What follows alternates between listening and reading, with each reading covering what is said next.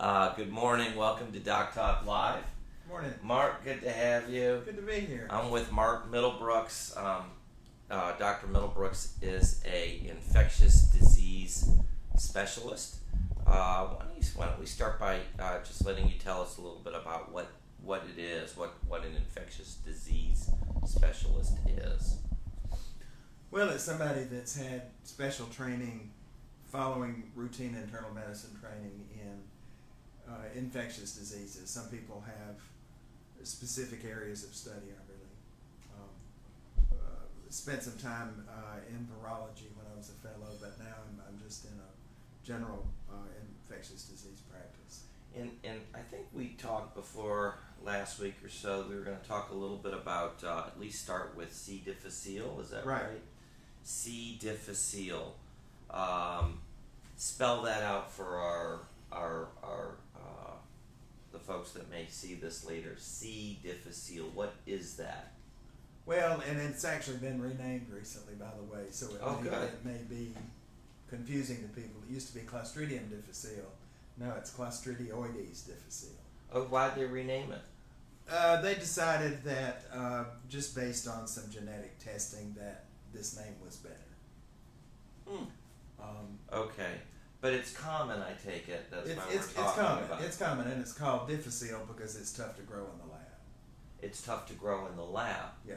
So if it's tough to grow in the lab, and you have it, how would you know you had it if you can't grow it in the lab? We have to test for the toxin that it makes. That's the main. So instead of testing for the actual bacteria, you test for the toxin. Yes.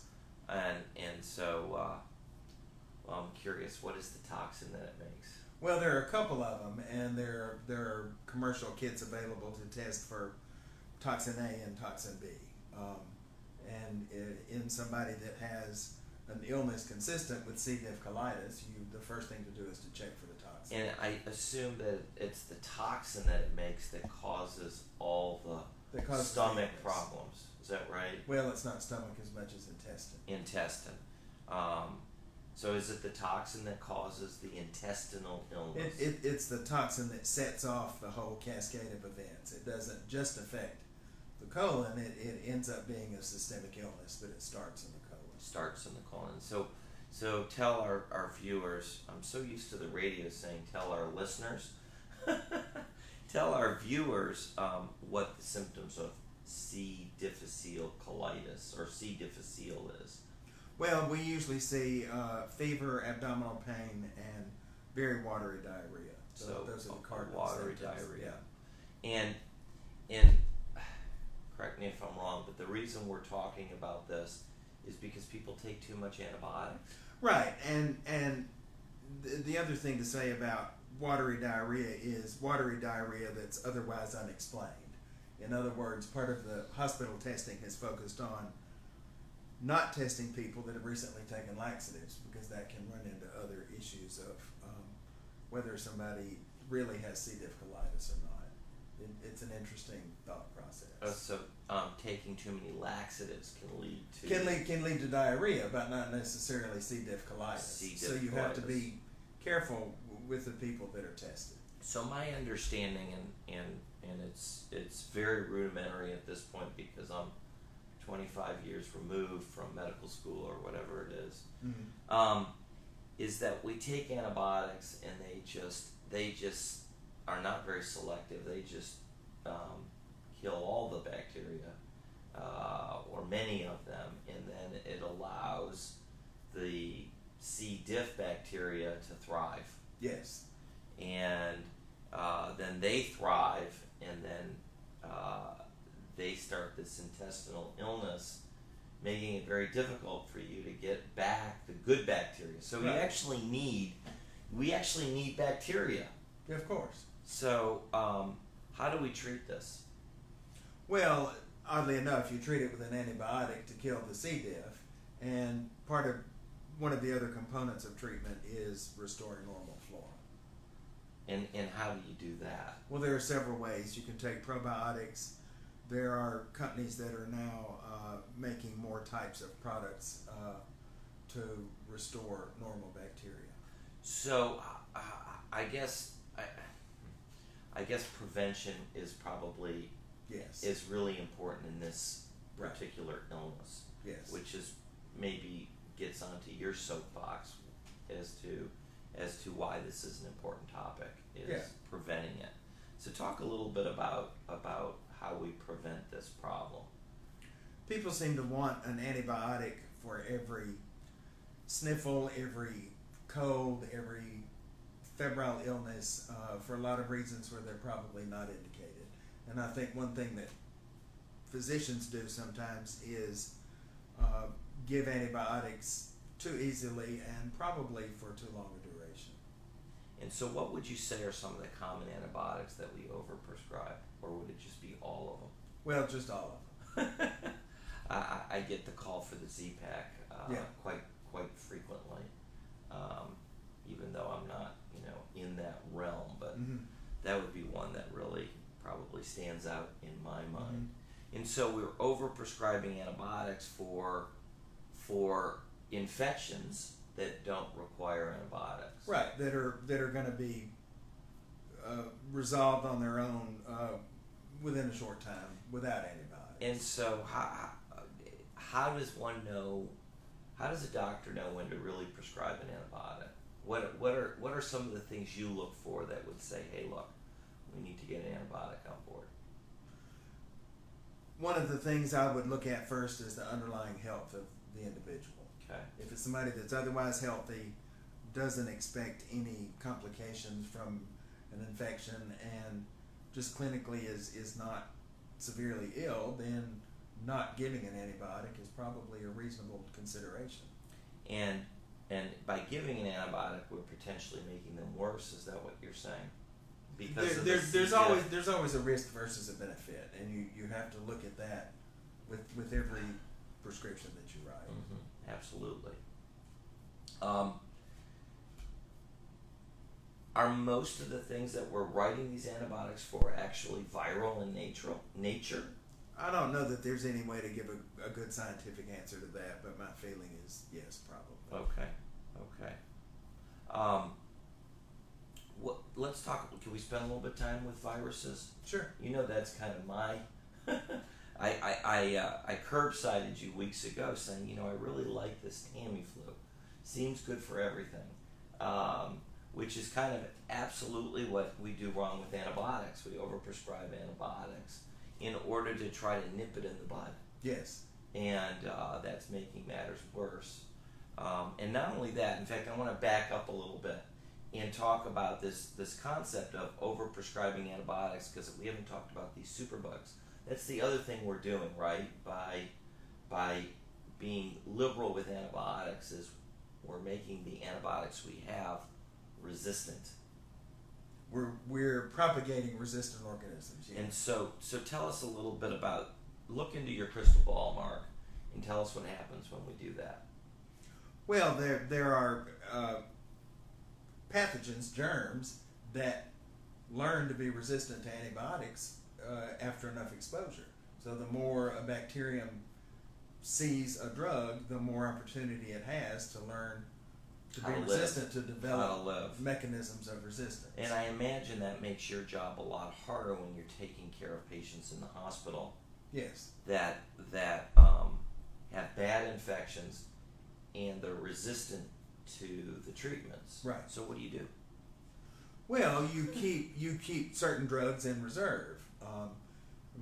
And that's the meeting I've got after we talk, is our antimicrobial stewardship meeting, and that's part of what we do is we monitor antibiotic usage, and we keep certain drugs reserved and not available to general practitioners, so that they will be available if a resistant organism. They have to go through you to get it. Is that right? Yes. And how long has that been going on? Has that been going on forever, or it's for been 10 going on? years? It's been going on for a while, but it's come more to the forefront now with the emergence of more and more resistant pathogens. Okay, so I'll get back to my viral question, my Tamiflu. I love the Tamiflu. I know. I see. I hope they can see your reaction to that. That's what I want them to see. Do that again, Mark. I don't think I can do it again. I know, it's because it's natural. Yeah, it's you're going to natural. have to say something ridiculous again, and then I'll do it. Yeah, so why is that ridiculous? Or you know what I'm trying to say. Tell everybody what I'm saying and why it's ridiculous. The natural history of untreated viral infection, for the most part, is to resolve on its own. And so, by taking Tamiflu, you're risking potential badness without any real potential benefit, because you were going to get better Anyway. Unless, of course, you've got influenza, that's different. But every time you take Tamiflu, you don't have influenza. Well, how would I test for influenza without going to the emergency room? There's a little swab test, and you have to go to the doctor somewhere. Is there something in the pharmacy I can get? Is there a swab test? I don't know of a commercially available test. That would be awesome if there was one. We should invent one. Maybe. Is it cheap? I mean, I don't even know how those things work. How does one test for the flu? Well, I mean, it's a simple test done with a swab. It takes about an hour, maybe. I mean, it's not difficult, but then I guess you get into the regulatory issues of testing in a medical facility versus having something available to the public, like a pregnancy test or whatever. Right. Yeah. I don't think anybody's made that leap yet. And then what would you do with the information? Yeah. I guess the next thing would be, do you make Tamiflu an over-the-counter drug? That would be interesting. You know, there's a company that does telemedicine. It's actually publicly traded, where people can I don't know how it works because I never used it, but they can basically get a doctor just like this. Yeah. And they could say, well, I took this swab test and it showed this, and the doctor can see them and get that information. I don't know. I do think that technology should change medicine, and technology should change medicine to make it more convenient. Why put people through the emergency room where all these people are infecting everybody else? Right. Well, no, telemedicine is the wave of the future. All right, measles. Didn't we say we talked a little bit about measles? Is that? We did. Measles. It's making a comeback. What's going on with measles? You hear that in the news a lot lately. The problem is that there are people who are distrustful of vaccines, and so there are populations of people in certain areas that aren't vaccinated. And when somebody who is not immune to measles travels outside the U.S., is exposed outside the U.S., and then brings it back into these populations, it spreads among them. So we're starting to see measles again in our country? Yes. And how big of a problem is that? It's a big problem. Okay, tell me more. The CDC has reported, I think so far this year, just over 1,000 cases of measles, whereas 10 years ago there may have been 20. Okay, so so that sounds like it's multiplying by multiples, right? Which means if there's 1,000 now, there'll be 10,000 next year. And the theory is that measles is going to start spreading again within the U.S. as an endemic illness, and not just something that's brought back from overseas intermittently. And all this is because people aren't vaccinating against it, right? And so, again, tell us the ridiculousness of that. Well, I brought you an article. Okay, where is it? Right Let's here. see the article. This is from the Infectious Diseases Society of America, and it's just a summary article on vaccine safety. Let's see this. Principal controversies in vaccine safety in the United States. I'm going to show that to everybody. Okay, it's going to be all backwards actually because we're flipped around. But so, principal controversies. So, can you tell me what this says? Yeah, it says that while there are lots of anecdotal reports of problems after vaccines, especially parents worried about their children, and there's no denying that these sequences of events happen, there are no studies showing a link between vaccines and autism or other developmental disorders, or as I was looking through this earlier, influenza vaccine and Guillain-Barré syndrome. It's actually more likely that you'll get Guillain-Barré after natural influenza than after the vaccine. I see. So it's sort of addressing the claims Right. of the anti-vaccinators. Right, Which and it's all the risk versus benefit Gotcha. discussion. And Gotcha. the risk of natural infection is higher than the risk of the vaccine. So, flu vaccine. I'm gonna get back to flu Yeah. vaccine then. I assume you take the flu vaccine. Yeah, of course. Have you ever had flu before? Has it? Sure. Yeah, but so the flu vaccine's not perfect. No, it's not perfect. Have you ever had any issues with it, like With the causing, vaccine? yeah, causing you flu or No, a no, flu-like no. illness? Okay, No. just curious. All right, I'm going to cut it off there. Okay. And Mark, I want to thank you for taking the time. I think that as we go along, so many times issues with infectious diseases crop up, whether it's antibiotic resistance or new antibiotics or new diseases or Mhm. new information about current diseases. It's important, I think the information that you can impart and the expertise that you can give us on it is wonderful. So I want to thank you again for coming on. Thank you. Appreciate it. I appreciate it. I like this idea about the flu test in the drugstore. We're gonna have to think about that. That's not a bad idea at all. Okay. Well, can you and I do something with that? Finish this. I'm not going to let them hear our